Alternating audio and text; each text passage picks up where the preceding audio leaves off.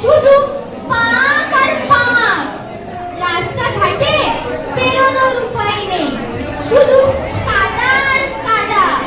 সর্দি কাশি জ্বরে প্রজাকুল জেরবার। এখনই না থামালে রাজ্যে যে ভয়ঙ্কর প্রভাব পড়বে তার। সে কি? আমি তাদের দিলাম রাজার পাট। এরা কারা? ও সব দল ভেঙে তো ভালো আমাকে। যাও, তুমি এখন যেতে পারো। আহা মহারাজ, শান্ত হন আপনি। আমি বলছি এ সমস্যার হবেই সমাধান। কিভাবে? কে করবে সমাধান? এসব গোবর ভরা অকর্মণ্যের দল।